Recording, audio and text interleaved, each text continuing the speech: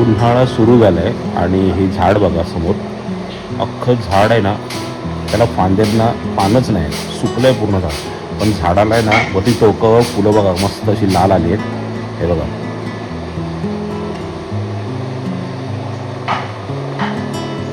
तर शुभ सकाळ सगळ्यांना. आज सकाळीच आपण घरी आलो आहे. का तुम्हाला सांगतो, कारण काल तुम्हाला मी बोललो की आपण होळीसाठी गावी आलो आहे आणि होळीला गावी आल्यावर ना आपला घरात पाय तर राहतच नाही. तो काल पूर्ण वेळ आम्ही मांडावर होतो आणि आमच्याकडे कसं आहे की देवाबरोबर सोबतीला तिथे आहेत ना आम्ही राहतो, जागरण करतो वगैरे.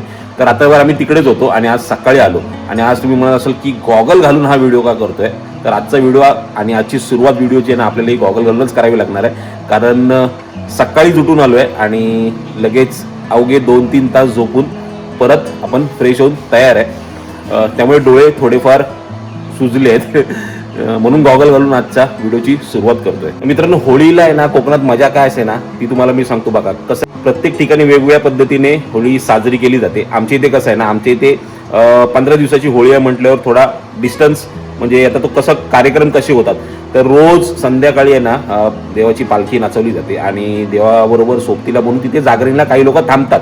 काही लोक म्हणजे बहुतेक पुरुष मंडळी हे मांडावरच आपले हंतरून वगैरे घेऊन गेलेले असतात आणि तिथे झोपतात आणि मग सकाळी उठल्यावर आपापल्या घरी येऊन रुटीन कामाला लागतात. तर आता त्याचं काय झालंय ना की तो व्हिडिओ मी बनवलेला नाहीये, पण त्याचा एक छोटासा पार्ट आहे ना मी तुम्हाला दाखवू शकतो. त्याची एक क्लिप दाखवतो, मग तुम्हाला समजेल की होळीला कोकणात आहे ना काय मजा असते आणि का कोकणकर सगळे आहेत ना मुंबईवरनं गावाला होळीसाठी, शिमग्यासाठी का गावाला पळतात ना, हे तुम्हाला लगेच कळेल.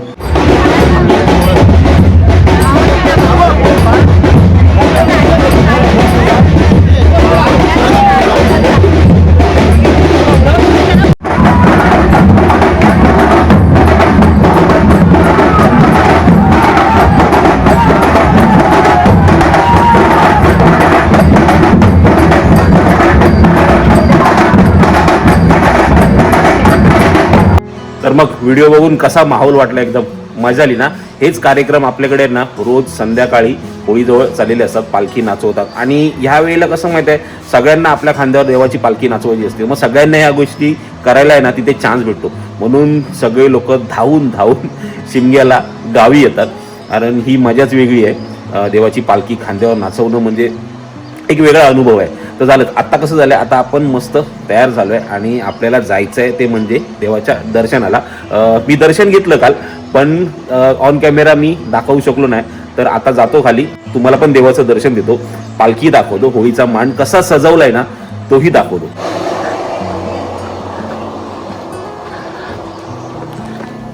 आता खाली जायला ना पहिली गाडी किंवा बाईक बी कोणाची तरी बघावी लागणार आहे, कारण दुसरा सोर्स नाही. जी गाडी आपण घेऊन जातो तो अजून झोपलाय, तर बघू दुसरं काय भेटते आणि खाली जाऊया. पहिलं तो खाली जायला आपल्याला नवीन कंपनी भेटली आहे.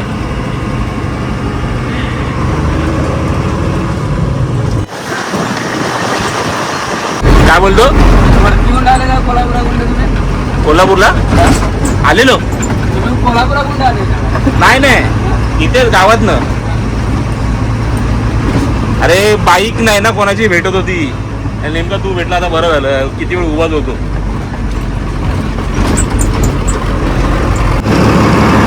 चल, धन्यवाद बाबा.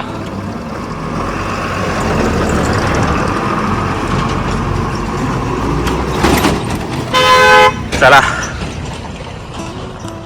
खाली बाजारपेठेत तर आलोय आता आपण. बरं झालं, ऊन खूप वाढलेलं. नेमका देवासारखा आला आणि लिफ्ट भेटली आपल्याला.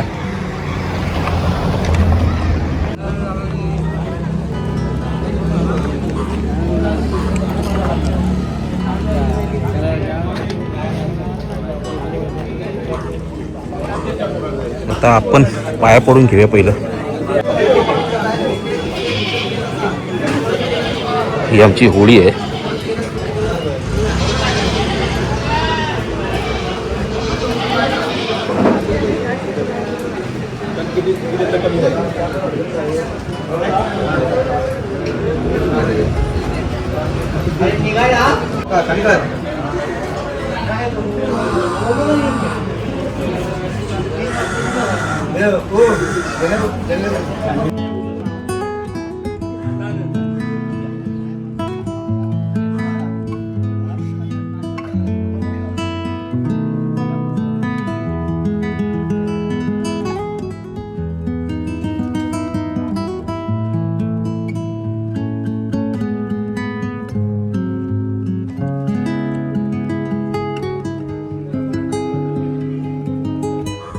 तर बघा हा आमच्या होळीचा मांड आहे आणि नारळ होळीला सजवायची एक युनिक स्टाईल बघा कशी आहे.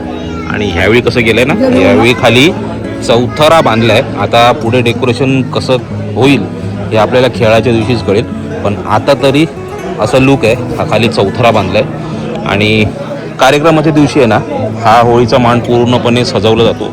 हे जे हार दिसतात ना तुम्हाला, असे भरपूर सारे हार आणि फुलं लावून आहे ना हा मांड पूर्ण सजवला जातो. आणि दरवर्षीप्रमाणे ना यावर्षी पण आमच्या देवाला हे नवसाचे बकरे आलेत, पण यावेळी जरा काहीतरी जास्तच नवस पूर्ण झालेले दिसते.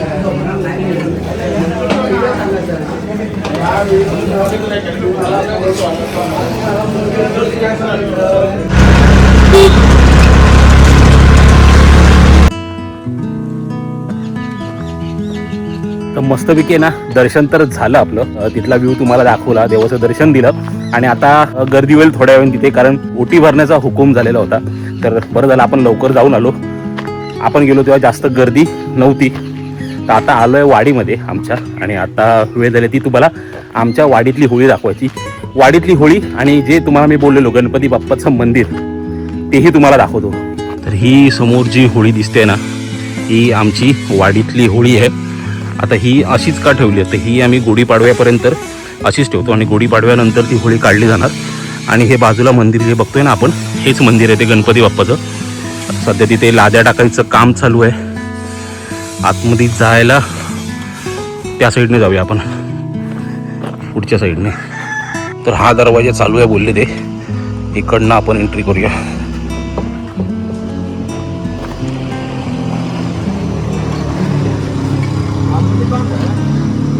बंद आहे कुठलं पाठून आहे ना जागा. चला पाठून जाऊया.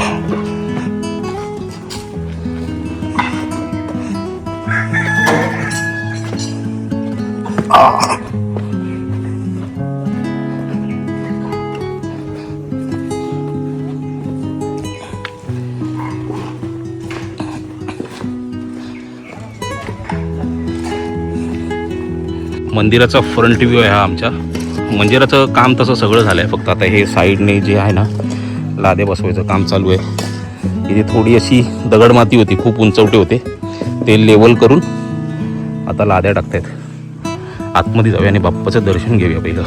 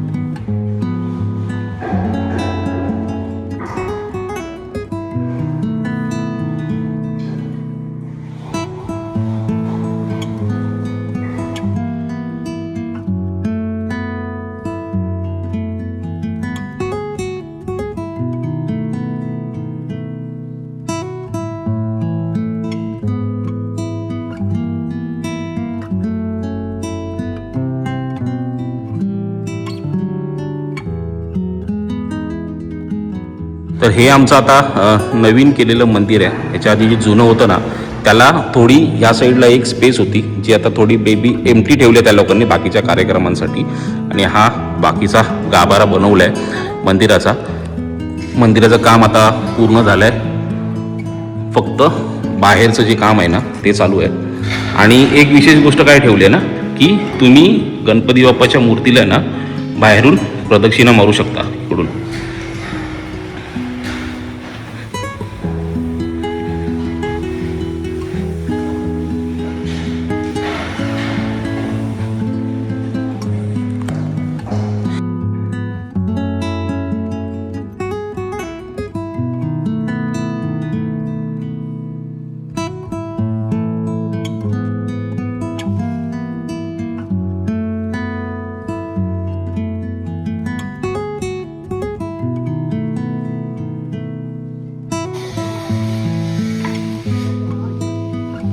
तर मंदिर आमचं आहे ना असं हे वाडीच्या मध्यभागीच आहे. गणपती बाप्पाचं मंदिर आहे सिंगल.